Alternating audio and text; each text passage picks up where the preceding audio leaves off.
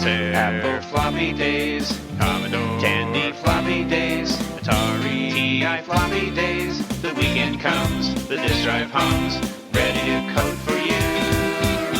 These days we're all happy and free. Those floppy days, the games we played, you shared with me. Those days, Motorola, Intel 6502, graphics and text are there to view. Composite, color, or RGB, program fun for you and me. Floppy Days is recorded in a live studio.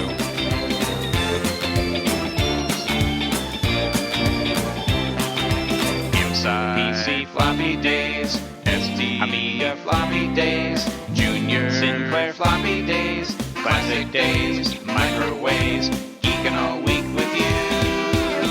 These days we're all happy and free. Those floppy days, the games we play, you shared with me. Those days, these floppy days are yours and mine. These floppy days are yours and mine. Floppy days. The TRS-80 Model 3. Introducing the Apple IIc. Atari 1040 ST. Commodore 64. PC Junior, new from IBM. Discover Atari. At his Radio Shack Color Computer 3, Introducing the Timex Sinclair 1000. For computer, this is the one. Texas Instruments home computer. a wonder computer of the 1980s, the Commodore VIC-20. Hello and welcome to episode 131 of the Floppy Days Podcast, where old computers get a new lease on life and have a purpose once again. I'm Randy Kindig, your host on this journey to the late 70s through the 80s. We're currently covering computers that were released in the year 1982, a banner year for personal computers. Next up is a computer that few in the United States know much about. It was released in the UK, and even there it didn't get much traction. It was a unique beast, with its own personality and quirks, before it went quietly into the annals of history. The machine I'm talking about is the Grundy NewBrain. Certainly a bold and pretentious name for a computer, but memorable nonetheless. As it was so relatively unknown, I'm going to be spending a lot of airtime talking about its history. Here's how I'm planning to cover this unique machine. In this episode, I'll be summarizing its history, including a short interview with John Grant of Nine Tiles, whose company did some work on the machine. A later episode, we'll have an interview with Steve O'Hara Smith, who was involved with the development of the machine. Yet another episode, we'll have an interview with Gerald McMullen, also having done some work on the early NewBrain, as well as support after its release. Finally, there will be one or more episodes to cover the usual topics of tech specs, websites, emulators, and a whole lot more. I will have a special guest co-host for that. So as you can see, there's a ton of upcoming information about the NewBrain. Please join me in learning more about this unusual machine. Before we get into the history of the machine, I'll let you know what I've been up to and have been able to acquire lately, computer and modern upgrade-wise. Don't forget to support those sites that support Floppy Days, such as 8bitclassics.com, run by my friend Corey Colts.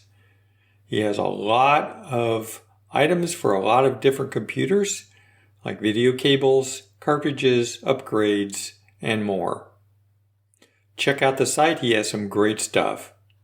Also, arcadeshopper.com, run by my friend Greg McGill. Greg has a wide variety of hard-to-find items for a large number of platforms. I really appreciate the support that Greg provides.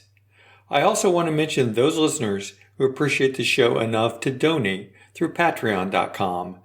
This includes Scott Lewis, Gare Eilerston, Gary Heather, Ost, Brendan Donahue, Richard Goldstone, Andy Collins, Chris Petzel, Josh Malone, Lawrence, Quentin Barnes, Simon McCullough, Brent Carroll, Tony Capolini, and Jason Moore. I really appreciate you guys, and it helps offset the cost of running the podcast. Now, on with the show. Hi, this is John Grant. I wrote the BASIC and the other things in the ZX80 ROM. These days I'm working on things for 5G, new mobile, and trying to bring to today's digital systems something as new as we had back in the days of the ZX80. And you're listening to the Floppy Days Podcast. Okay, now I'm going to talk about new acquisitions and what I've been up to. I've got quite a bit to cover here. It seems as though late on recent shows, pretty much ever since I retired, I've had a lot to talk about in this regard. And I just want to make sure to the listeners that this isn't too much, that you enjoy hearing about what I've been up to in terms of the vintage computer hobby, as well as new acquisitions that I've managed to get, each month. So please give me feedback as to whether you think this is too much. Am I not focusing on the right content, or whether you enjoy these or not? I would appreciate that. So again, I've got a lot to cover here. First, I wanted to give a couple of updates on things I've talked about on past shows. For instance, the Tandy 200 that I bought at VCF Midwest this year, only to get home and discover that the power button didn't work on it. Although I was able to get it to come on by messing with the on-off switch on the bottom of the Tandy 200. I mentioned on the last show that I sent it to the best Tandy 100 and 200 person I know, which is Josh Malone, to get it fixed. Well, since the last show, Josh not only fixed the power button, but he also replaced the caps, cleaned the motherboard, and various other maintenance items. The thing works like a champ now, and I'm happy to have a good, clean Tandy 200 to play with. This machine is special to me because my father used one, first the Model 100, then the 200, and later the 1400 HD, to actually run his business that he owned, and he owned for many, many years. And I programmed those machines for him. I wrote the primary software that he used to run his business. So again, it holds a special place in my heart. My father passed away about 15 years ago as of this recording. So I wanted to get a Tandy 200 and in remembrance of my father. Thanks, Josh. I really appreciate the great work you did to get this working. I also wanted to give an update on the Timex Sinclair 2068. I mentioned on the last show that I recently acquired one and then took it to VCF Midwest in September to exhibit it. While at the show, unfortunately, there appeared to be a power spike and it fried my machine. Well, a friend, his name is Lige, and he has a YouTube channel called The Commodore Room, at our local Indie Vintage Computer Club, agreed to look at it. And even though he's not familiar with the Timex Sinclair 2068, unlike the entire Commodore line about which he's an expert, he has all the chip tester's skills and knowledge to troubleshoot about anything. Since that time, he found that all of the RAM chips were fried, and maybe some other chips were as well. What are you going to do? He's still giving it the old college try. Lucky for me, I was able to acquire that computer pretty cheaply from someone in the Timex Sinclair community, but I really would rather have a working Timex Sinclair 2068. Another thing I was able to do since the last show was to attend the annual Tandy Assembly in Springfield, Ohio. I always look forward to attending this show. In fact, I used to help organize the show until a few years ago, and I made my travel plans particularly early for it this year. It didn't disappoint. While not nearly as large or as well attended as VCF Midwest. It seems to be a consistent size and is just large enough to be interesting, while small enough to be intimate. I have a lot of friends at the show, and for some of them it may be the only time I see them all year. There's a nice auction, terrific exhibits, interesting talks, including a special tech track, and great people. If you get a chance to go, I would highly recommend it. Even if you're not into Tandy computers, you will always find something interesting at the show. I guarantee it. Check out the website if you wish to find out more about what exhibitors were there and talks that were given. My exhibit consisted of my custom-made Floppy Days sign, my custom-made Randy's Vintage Computers sign, and numerous Floppy Days cards and stickers to hand out. In addition, I wanted to commemorate my friend James Shackle, who attended Tandy Assembly in 2022 and passed away shortly thereafter. I'll talk shortly about the Tandy Model 4 that he left me, and which I took to the show. I also took a sign for my table to honor James, knowing that his celebration of life was occurring that same weekend in Arizona. If it weren't so far from Indiana, I would have definitely tried to be there. One of the computers I took to exhibit involved a recent upgrade I had done to my Tandy MC10. Anyone who owns an MC10 knows it was produced by Tandy as a very low-cost machine to compete with machines like the VIC-20 and the Timex Sinclair 1000. It's considered the little brother of the Coco and has a very small footprint, a cramped chiclet keyboard, 4K of RAM natively, and no composite video. It does have the powerful 6803 microprocessor, but the low specs of the rest of the machine makes it very difficult to do anything useful. Brendan Donahue decided to make an upgrade for the MC10 that he calls the Pi Key 10. Pi Key is a wired USB keyboard, Atari-style joystick adapter, and a riser kit intended to improve the usability of the MC10 by giving the user a way to add a full-size wired USB keyboard or 9-pin Atari joysticks or Sega joypads. From the name, you may deduce that it uses a Raspberry Pi Pico to perform its magic. Brendan was kind enough to perform the upgrade for me using my college colors, black and gold, for the 3D printed riser. The upgrade is large enough that there isn't room internally for it without having this riser. So this 3D printed riser actually brings the top of the case up further so that there's room for the upgrade inside the MC10. The first opportunity I actually had to use it was at the show. I took a wired USB keyboard and Atari-style joystick with me. It worked great, and I'm very happy with how useful this makes my MC10. Brendan was also good enough to take time at the show to demonstrate the ins and outs of using the Pi Key 10. Thanks, Brendan. Very much appreciated, and great work on this. Next topic is the Tandy 4 that I took to the show.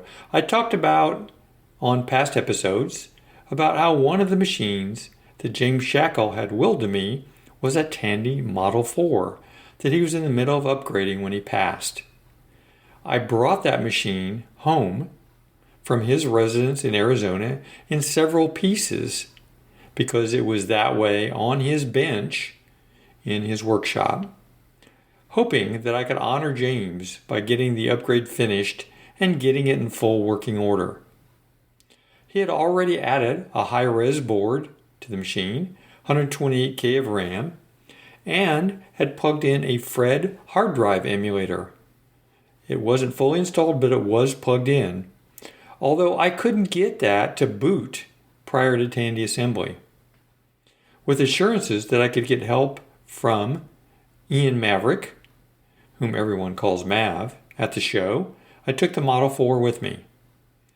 At the show, Mav fired up the computer and with no trouble at all was able to boot off the Fred. I have no idea why he was able to and I wasn't. Anyway, all that needed to be done was to properly mount the Fred in a sled in the Model 4, do something with the floppy drive, which didn't seem to be reading disks properly, and put the machine all back together.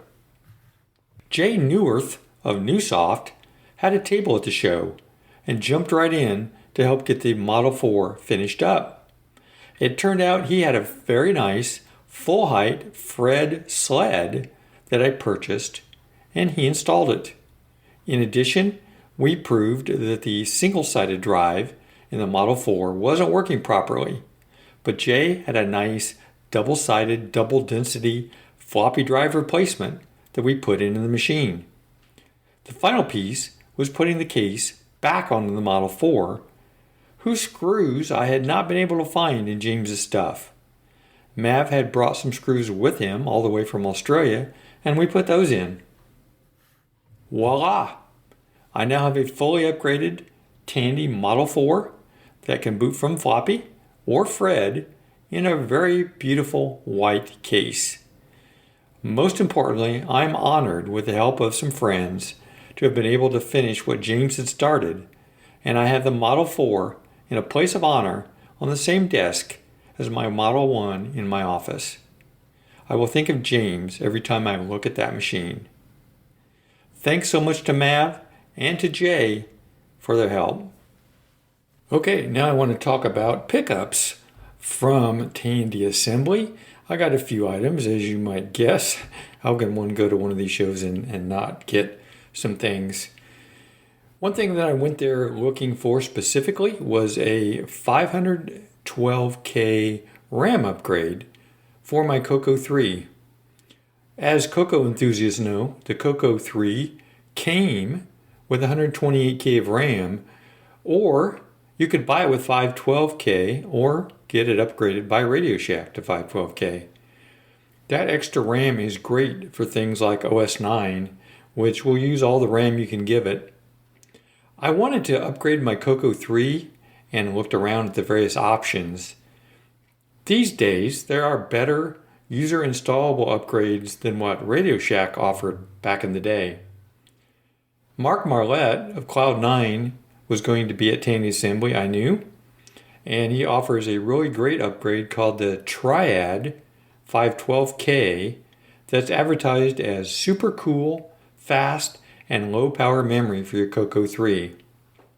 It does require removing a few socketed RAM chips and clipping a couple of capacitors, but there's no soldering involved. So that's great for me. It has great documentation with it, and Mark is a great guy who stands by his stuff. Now, I just need time to install it. The other thing I wanted to get from Mark while at the show was a PAL upgrade for a Coco multi-pack that I got at last year's show. The multi-pack is a Tandy device that allows you to have more than one cartridge pack connected to your Coco. This is important because for the Coco, the disk drive controller, game cartridges, and upgrades like the Coco SDC, which is a hard drive emulator, all use the cartridge slot. The early multi-packs worked with the Coco 1 and Coco 2, and then there was a later version that also worked with the Coco 3. However, those early ones need to be upgraded in order to work with the Coco 3. As it says on the site, this upgrade allows Radio Shack's 26-3024 multi-pack to work properly with the Coco 3. Without this modification, the multi-pack and Coco 3's memory map overlap and can cause unpredictable results, possibly even data corruption. It's a simple swap of a socketed ROM, so I think even I can handle it. Another upgrade that always fascinated me, this time for the TRS-80 Model 1, is something called the Chroma TRS. As my first computer, one of the main things I always lusted for with that machine was color graphics capability. The low-res black and white graphics left much to be desired and prompted my eventual move to the Atari 800 a couple years later. The most popular of the TRS-80 Model 1 and Model 3 color add-ons was the Chroma TRS, introduced in '82. The Chroma TRS was a Model 1 and Model 3 add-on that could display color text and graphics on a separate monitor or television. The Chroma TRS came with a full 16K of memory, allowing the highest resolution to be displayed without any further memory expansion. It had the Texas Instruments TMS 9918A graphics controller, which is the same chip used by the ColecoVision, the TI-99-4, and a number of other systems at the time. Supported 4 video modes, one 40 by 24 text mode, and 3 graphics modes, with the maximum screen resolution of 256 by 192, the same as a TRS-80 color computer. 16 colors were possible on a color television, or 8 shades of gray on a black and white television. Another interesting feature of the Chroma TRS, due to the TMS 9918A controller, was prioritized sprites. You could display up to 32 sprites on a screen at once, and all display details were automatically handled by the controller. There was even prioritization where sprites could pass in front of one another. 2 features unique to the Chroma TRS among TRS-80 color add-ons were sound generation and joystick support. The sound, although fairly simple, could be heard either on the television or through a separate RCA jack. And then there were 2 joystick connectors that supported Atari joysticks or paddle controllers. There even was a Chroma Basic, which gave some additional commands for the very nice TRS-80 Basic that already existed. And originally that was a separate item that you had to buy, but soon they bundled it with Chroma TRS. The manufacturers also had a list they maintained of third-party Chroma TRS programs. So there ended up being more software written for the Chroma TRS than any other TRS-80 color add-on. So you can see why I'm excited about this board.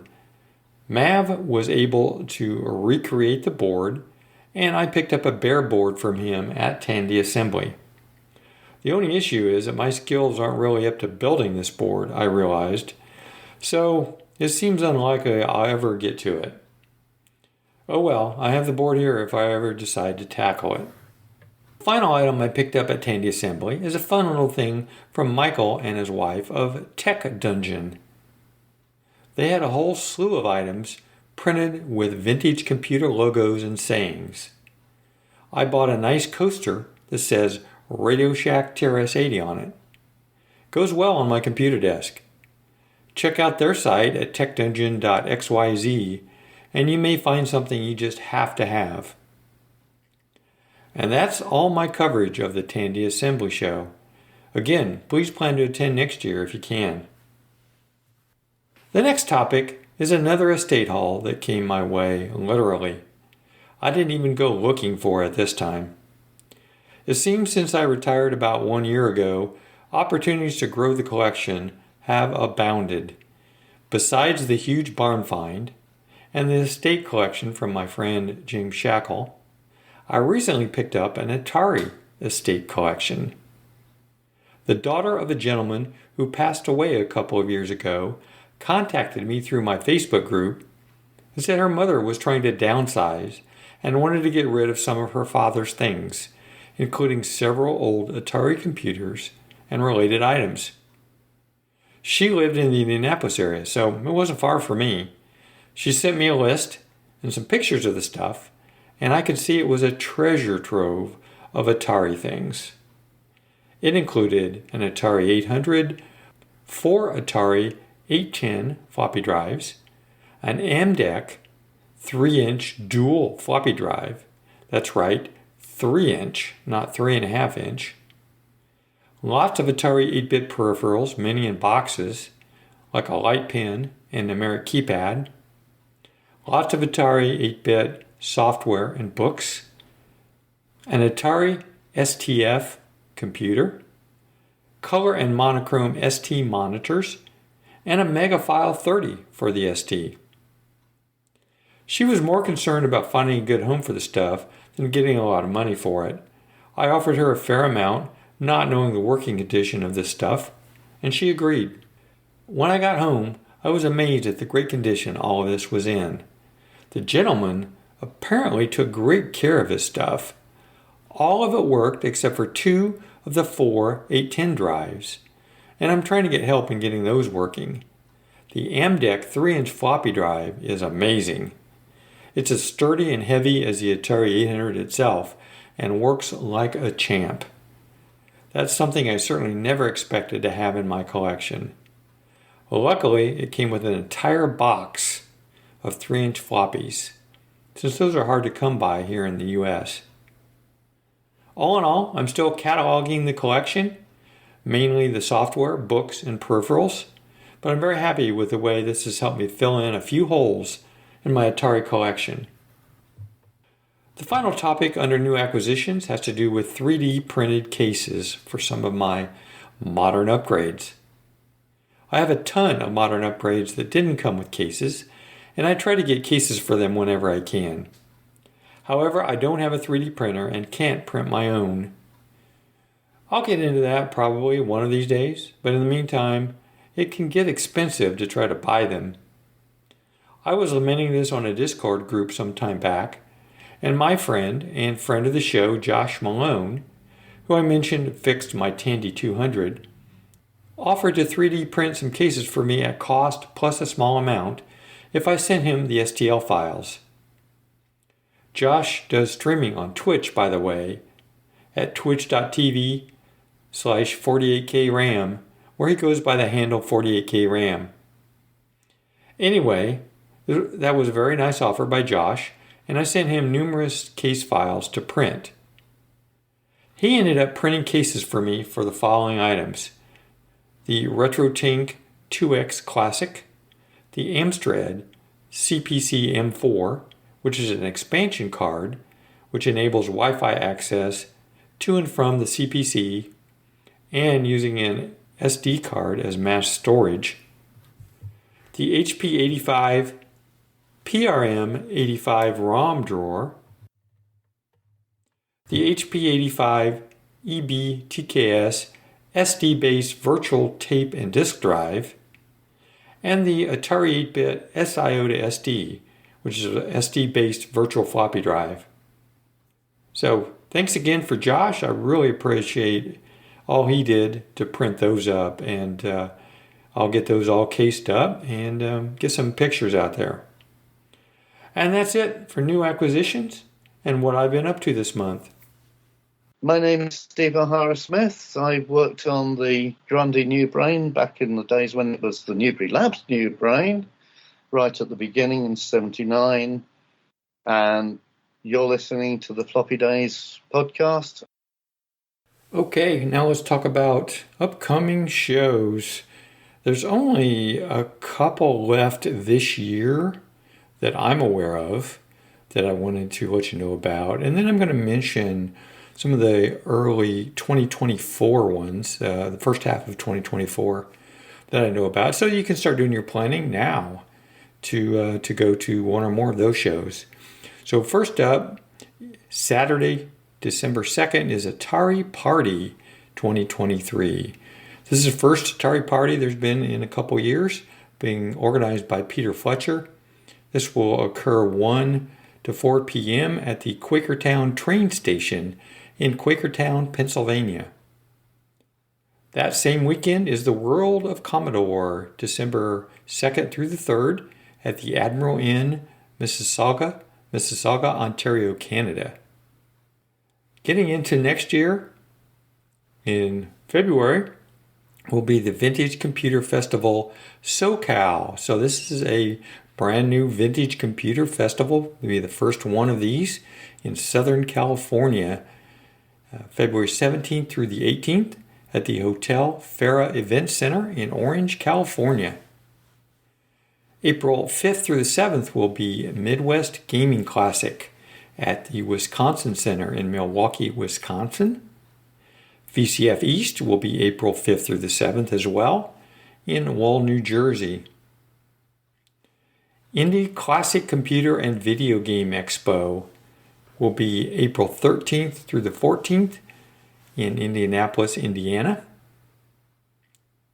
The 32nd Annual Last Chicago Cocoa Fest, May 4th through the 5th at the Holiday Inn and Suites, Chicago Carol Stream, Wheaton, in Carol Stream, Illinois. And in June will be VCF Southwest, June 14th through the 16th, 2024, at the Davidson Grundy Alumni Center at the University of Texas, Dallas. So, again, not many left this year.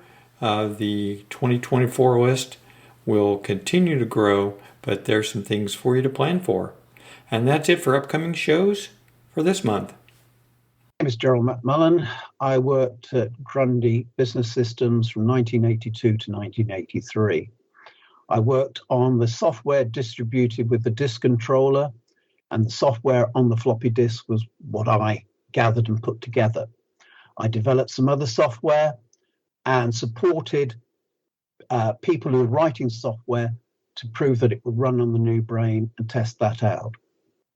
After the collapse of Grundy Business Systems, I set up a news group, ran a company to support customers who are looking for peripherals and support for their NewBrains. And you're listening to the Floppy Days Podcast. Okay, let's start our journey with the Grundy NewBrain. First of all, I wanted to give everybody just a brief overview of the history of this machine so that when you hear the following interviews with John Grant and Steve O'Hara-Smith and Joe McMullen, that you'll have a better understanding at least of what the overall history was as these gentlemen are talking. So the Grundy NewBrain was a microcomputer released in 1982 by Grundy Business Systems Limited of Teddington and Cambridge, England. It actually was started, the project itself was started in 1978 when Sinclair Radionics began design work on it with Mike Wakefield as the designer and Basil Smith as the software engineer. Government ownership of Sinclair Radionics actually led to Clive Sinclair leaving the company and starting a new low-cost design, something you may have heard about, the ZX80. In January 1980, the former Radionics, and you're going to hear a lot of name changes and movement of this project from company to company as I go along here. But in January 80, the former Radionics was renamed to become Thandar Electronics. Then the government sold Thandar to Thurlby Electronics, who didn't have any interest in the computer project. So the National Enterprise Board transferred that project to another National Enterprise Board-owned company called Newberry Labs. Newberry Laboratories gave it the name NewBrain. And in 1980, they announced the imminent release of 3 models, including a battery-powered portable computer. Newberry was ready to show 3 prototypes named M, MB, and MBS and discuss the product in public. Dick Pountane of Personal Computer World magazine was very impressed, stating that the design was significantly ahead of what had been seen for portable computing. The MB prototype was a compact machine that had its own display and integrated battery, and the MBS prototype would have used low-power components to maximize battery life. Newberry advertised 3 units in the trade press throughout the 1980 calendar year. Now, the BBC specification that we've talked about before, when we talked about the BBC Micro particularly, was actually closely written around the NewBrain specification with the expectation that they would bid on the project. The BBC released the specification in 1981, but at this time, NewBrain was nowhere near ready to go into production because they were having problems with the uncommitted logic arrays, or ULAs, that provided much of the customization for the machine. The BBC's programs, initially scheduled for autumn of 1981, were moved back to spring of 82. And by this time, both Clive Sinclair and Chris Curry had also heard of the project and demanded they be allowed to bid on it. Sinclair was well down the road with the ZX80, which is a much simpler machine, and it couldn't even come close to meeting that original BBC specification. So Chris Curry visited the BBC, convinced them they were ready to go with a machine that could most easily meet the specification, which of course was the BBC Micro, and Acorn won that contract. As a result of the BBC's decision, NewBrain no longer had a launch customer for the NewBrain. They reorganized, wanting to go back to their roots of printers and drop computers entirely. The British Technology Group, which had replaced the National Enterprise Board by this time, sold the final design and production rights to recently formed Grundy in 1981. Grundy took on the project and set up Grundy Business Systems. Grundy had been looking for an entrant into the personal computer business, as they were already producing a CP/M 2.2 based machine. For several years, the NewBrain was a promise and no delivery. By the time, 1982, of its release, the machine was no longer as innovative as it had been when it was first designed in 1980. In 1980, Personal Computer World said it was significantly in advance of anything that had been seen in the field of handheld computing. But by the end of that year, with the system still not released, it was not long before Your Computer noted the endless delays in its development means that it has now lagged behind a new generation of personal computers. Now finally, the NewBrain was launched by Grundy in July of 1982. Two models were offered by this time: the 233 British pound Model A and the 267 pound Model AD. Model A had 32K of RAM, a Zilog Z80A processor at 4 MHz, and ports for dedicated printer communication, 2 tape recorder connections, as well as connections for a monitor and TV. An expansion port on the back could accommodate RAM packs, and the RAM packs had pass-through connectors that allowed up to 2 meg of memory to be added, which was far more than competing machines could offer. There was no sound effects on the machine, and graphics were essentially monochrome. The AD model came with a 16-character vacuum fluorescent display with 14 segments and could mount the optional battery. NewBrain came with a basic compiler to translate software into machine code immediately instead of an interpreter. It was obvious that this machine was not a machine for beginners. Now, I said there were two models. There actually was one additional model released, but it was a custom version for a pharmaceutical chain.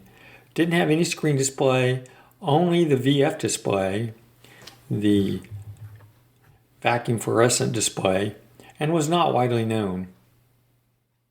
A version of the CP/M operating system was supposed to be out by January of '83 for the NewBrain, but instead it came out much later. There were problems with the ports for cassette recorders. Other peripherals, such as floppy disk and hard disk controllers, expansion modules, and a special multi-module housing were launched much later than announced, if ever. After a slow first phase of sales, public interest increased around Christmas of '82, with more orders than Grundy expected. In early '83, it was decided to increase production tenfold. But due to the delays in the release of the peripherals that they had promised, demand collapsed shortly thereafter. Grundy produced the system between '82 and '83, with approximately 50,000 units sold during this period. That's all, just about 50,000 to the educational, scientific, industry, small business, and banking sectors, as well as to home users.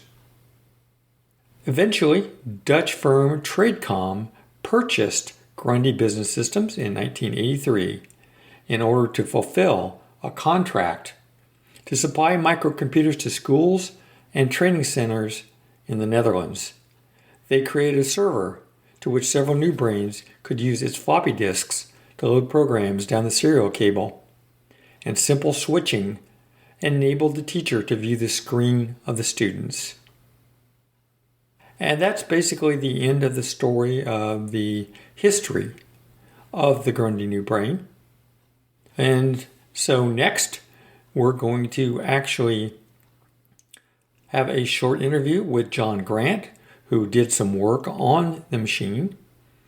And we'll find out what he and Nine Tiles did in relation to the Grundy NewBrain. Here's the interview. Please enjoy. What I wanted to talk to you about today, John, was the Grundy NewBrain. I was trying to prepare some questions, but it's like I don't really know what your involvement was with the Grundy NewBrain, so it was kind of hard for me to ask questions. But I guess would just kind of like to open it up for you to talk about what your involvement was with that particular machine. Yeah, sure. I think it begins in 1978, when it was a Sinclair project. This was Sinclair Radionics. And they had the idea that they were going to build a personal computer. And as I remember talking to Basil Smith, who worked for Radionics at that time. And then, of course, we had Radionics going bust, going into administration. And it was part funded by I think they're called the National Enterprise Board, which was a government investment vehicle. It's in the days when governments kind of tried to pick winners and sometimes pick losers instead. Anyway, yeah, so Radionics went down the tubes. And out of that, of course, came Clive deciding that, I think he had a fairly limited budget himself personally, and out of that came the ZX80. But meanwhile, National Enterprise Board didn't want to lose the project as it was thought of at the time. And they had an investment in a company called Newbury Labs down in Newbury in Berkshire, who mostly made video terminals. There was one called the Newbury 7000, which they sold to the post office. And whenever they had a new one, it still had to be the Newbury 7000 because that's what they had approval for. Anyway, so the idea was that development of this computer would go on in Cambridge and it would then be produced down in Newbury. And so we finished up with Basil Smith doing the software and I think it was Mike Wakefield. He was doing the hardware. And the two of them had an office in Regent Street in Cambridge, which again is not quite the same part of the centre of Cambridge as King's Parade, where Sinclair and Acorn were, but just around the corner, really.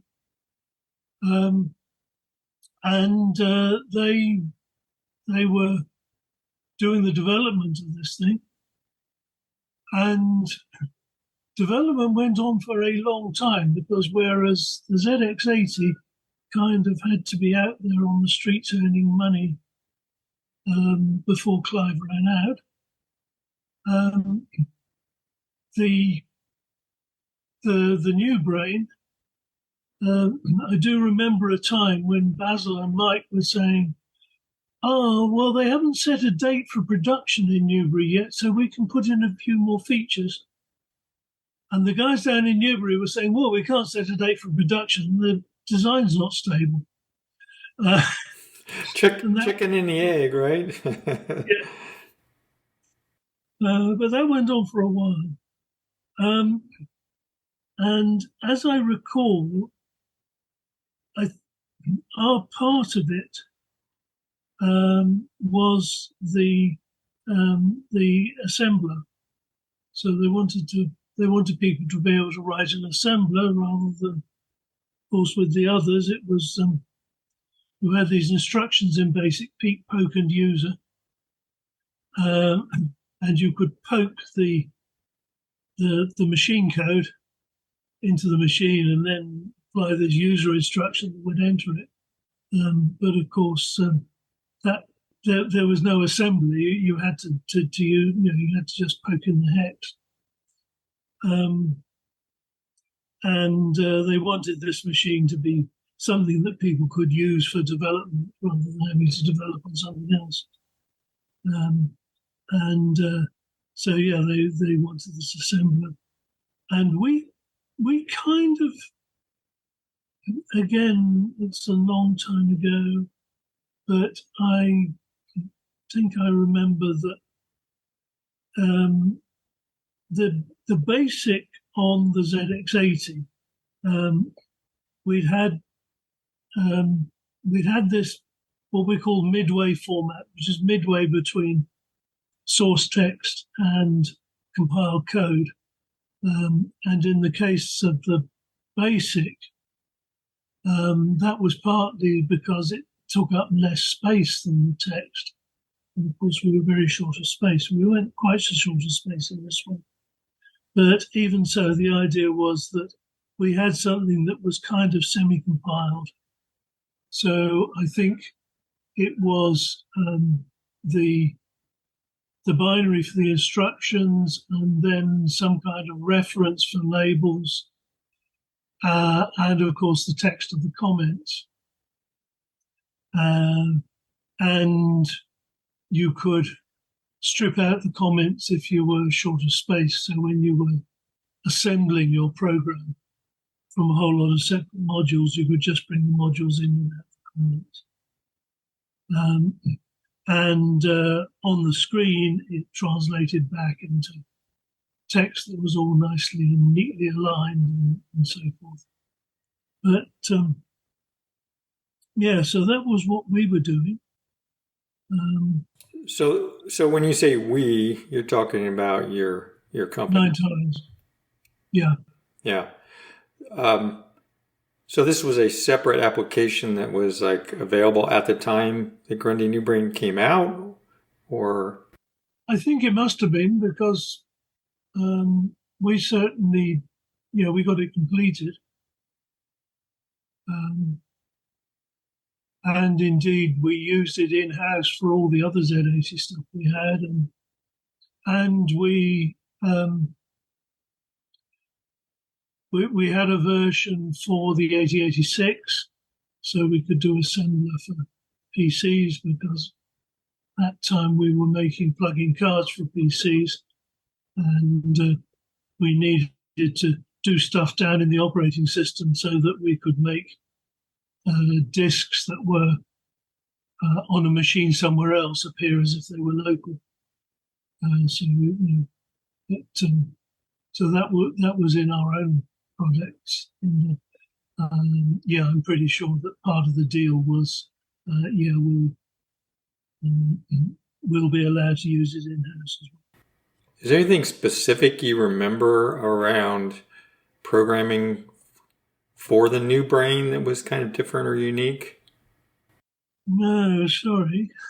Yeah, I know it was a long time ago, but I don't remember there being anything special about the operating system. I don't even remember which operating system it had. I'm pretty sure that if you come across a company called Trivector. No. Now they were making quite a big machine that we had a project that we were using in another project.